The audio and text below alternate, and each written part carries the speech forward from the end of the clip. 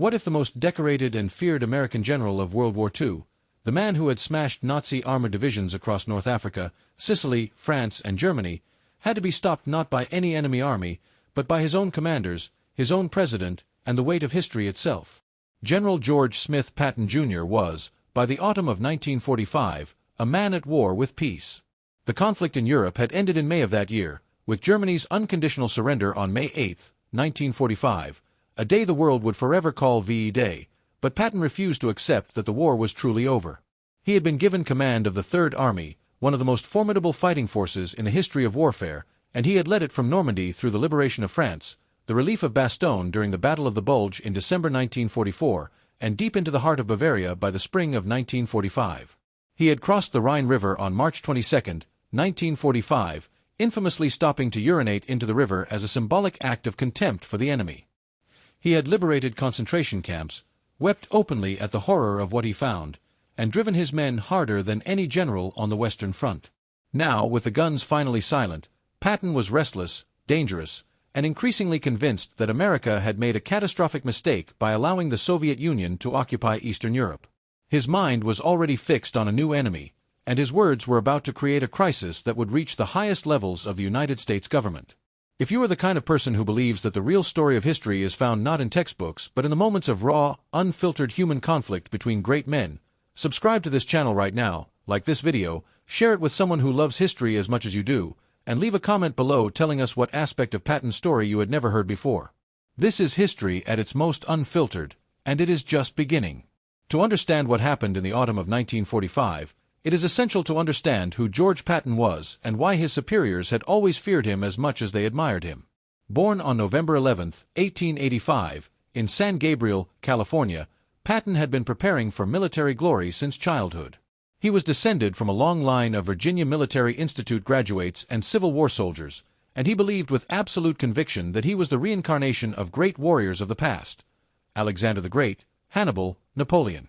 He graduated from West Point in 1909, and by the time of World War I had already served under General John "Black Jack" Pershing during the punitive expedition into Mexico in pursuit of Pancho Villa in 1916.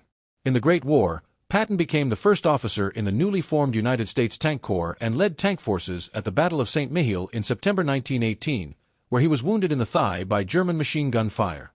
He was decorated for bravery and returned home a celebrated figure, but the interwar years were marked by frustration and stagnation in a peacetime army that had little use for aggressive cavalry commanders. Between the wars, Patton refined his tactical philosophy and studied warfare obsessively, reading Napoleon, Clausewitz, Frederick the Great, and the campaigns of the ancient world. He emerged in World War II as the embodiment of the armored offensive, a warrior genius who galvanized men through sheer force of personality, profanity, and an almost theatrical insistence on discipline, speed, and aggression. His rise from a frustrated colonel in 1940 to the commander of the Third Army by 1944 was one of the most extraordinary transformations in the history of American arms, and it made him both indispensable and ungovernable. The specific episode that would bring Patton into direct conflict with President Harry S. Truman and Supreme Allied Commander General Dwight David Eisenhower had its roots in the peculiar challenge of governing occupied Germany in the summer and fall of 1945.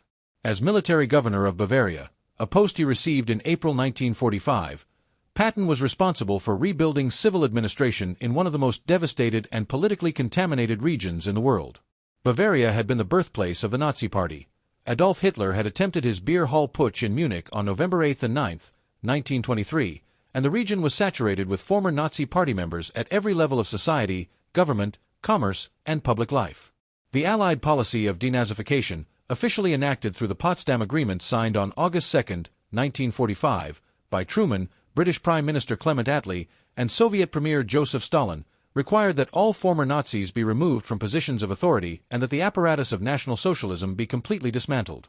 Patton viewed this policy with barely concealed contempt. To him, the Nazi Party was simply an organization that had ruled Germany, no different, he suggested in private, from the Democratic and Republican parties in the United States. He saw the policy of denazification as impractical, politically naive, and counterproductive to the urgent task of restoring order.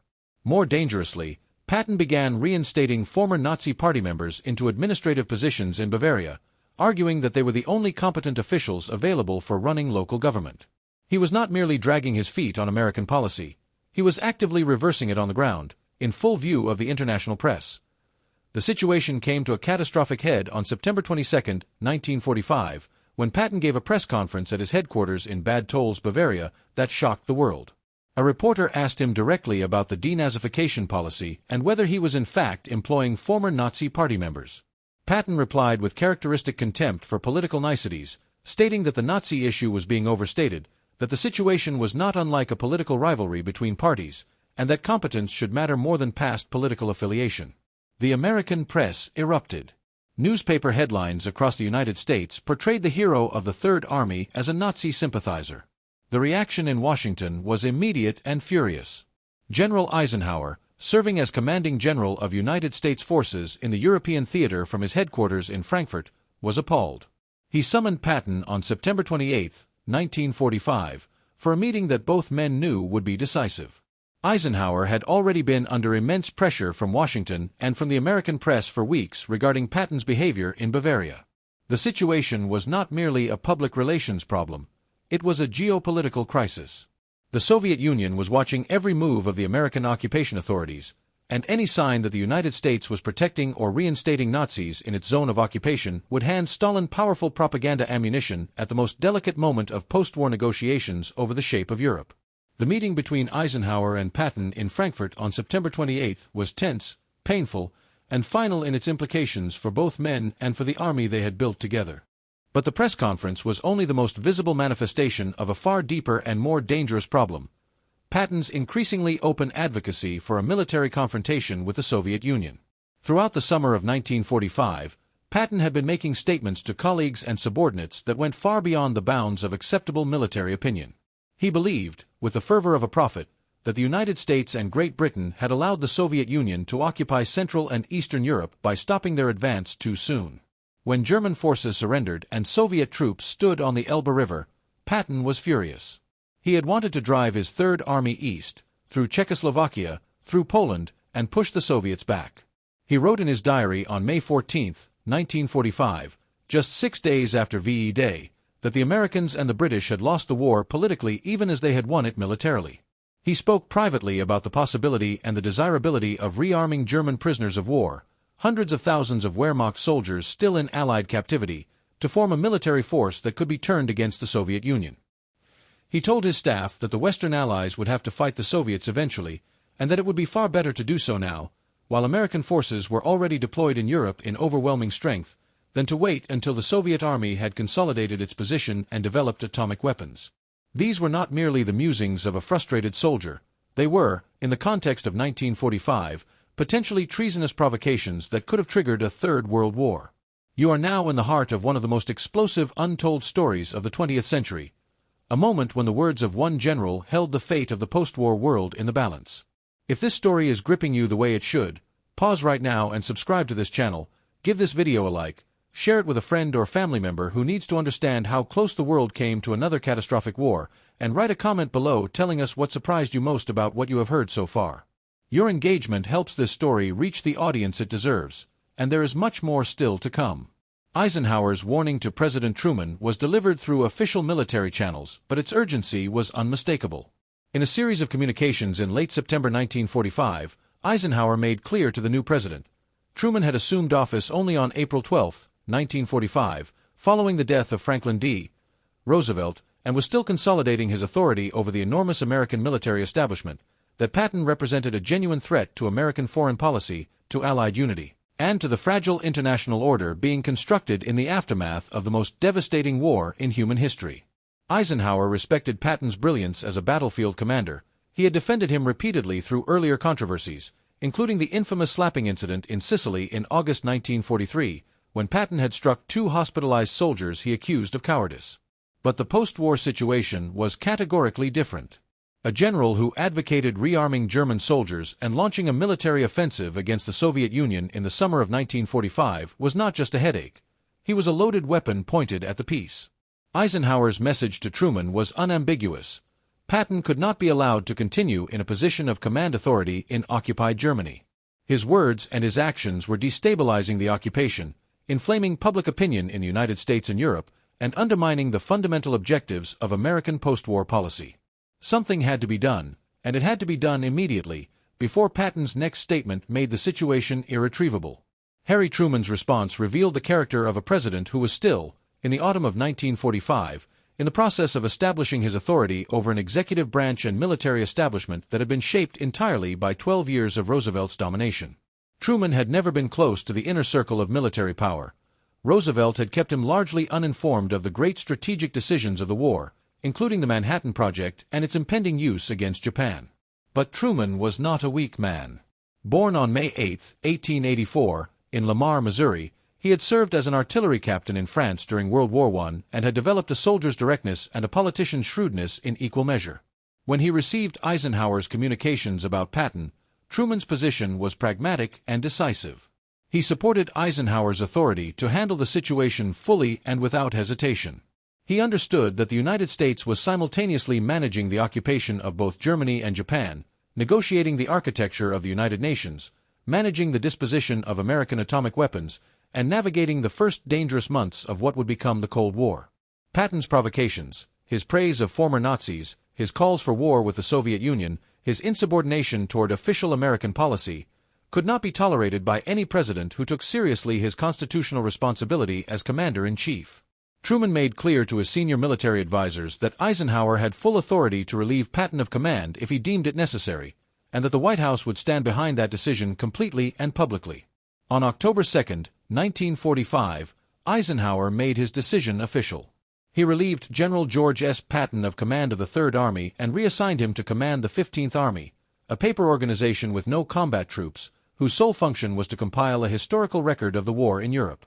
It was, in effect, a magnificent title for a desk job, a golden cage for the most ferocious battlefield commander the United States had ever produced.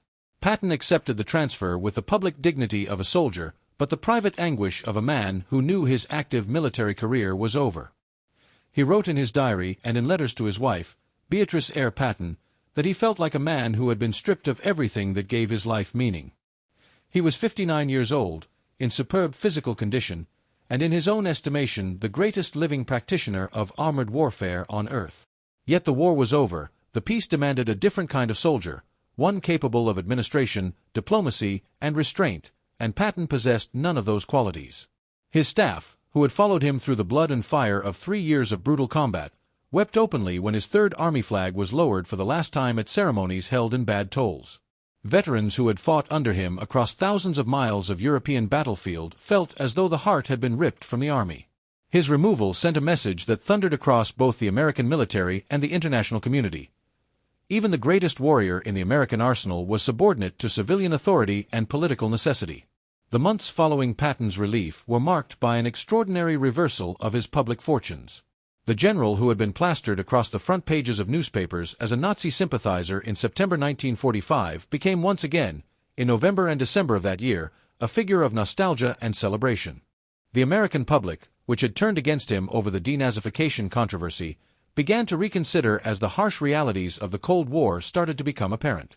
Soviet provocations in Eastern Europe, the Iron Curtain that Winston Churchill would famously describe in his speech at Westminster College in Fulton, Missouri, on March 5, 1946, and the growing sense that the wartime alliance with Stalin had been a marriage of military necessity rather than shared values. All of this gave new and troubling credibility to what Patton had been saying in private since May 1945. Perhaps, some Americans began to whisper, Patton had been right. Perhaps the failure to push deeper into Eastern Europe in the spring of 1945, when American military power stood at its absolute zenith, had been a catastrophic strategic blunder whose consequences would take decades to fully measure. These questions would haunt American foreign policy for the next 4.5 decades, through the entirety of the Cold War, through the wars in Korea and Vietnam, through the nuclear standoffs and the proxy conflicts that would consume the lives of millions of human beings on every inhabited continent. But Patton himself would not live to see any of it. His time was already running out in ways that no one, not even he, could have anticipated. On December 9, 1945, just over 2 months after his relief from command of the Third Army, General George S. Patton was involved in a serious automobile accident near Mannheim, Germany. He was traveling in a 1938 Cadillac Model 75 staff car with his Chief of Staff, Major General Hobart, Hap, Gay, when the vehicle collided with a U.S. Army truck that had pulled out of a side road. The collision was relatively minor. Both Gay and the driver escaped without serious injury, but Patton was thrown forward by the impact and suffered a severe fracture of his cervical vertebrae, which left him paralyzed from the shoulders down. He was rushed to the 130th Station Hospital in Heidelberg, where a team of American military surgeons worked desperately to stabilize him. For 12 days, Patton lingered in the hospital, paralyzed but conscious, receiving visits from Eisenhower and from his wife Beatrice, who had flown from the United States to be at his side. He told her, in the quiet of the hospital room, that he did not think he would survive, and that he did not particularly want to live as a helpless and dependent man. He spoke with a clarity and a resignation that those who knew him found almost more heartbreaking than anger would have been. On December 21, 1945, General George Smith Patton, Jr., the commander of the Third Army, the liberator of Bastogne, the man who had once dreamed of marching to Moscow, died quietly of pulmonary edema and congestive heart failure at the age of 60. He was buried in Luxembourg, among the soldiers of the Third Army who had died under his command, at the Luxembourg American Cemetery near the village of Ham, in the country he had helped liberate. History has never fully resolved the question that Patton's life and death forced upon the world. Was he a dangerous relic of an older and more brutal form of warfare, a man constitutionally incapable of the restraint that peace demands, or was he a prophet whose warnings about Soviet expansionism were vindicated by everything that followed? The truth, as is almost always the case with men of mythological stature, is more complex than either pure condemnation or pure celebration allows. Patton was right that the Soviet Union represented a grave long-term threat to the freedom of Central and Eastern Europe. The nations of Poland, Czechoslovakia, Hungary, Romania, Bulgaria, and East Germany would spend the next 44 years under Soviet domination, their populations living under the shadow of communist authoritarianism and the permanent threat of Soviet military force.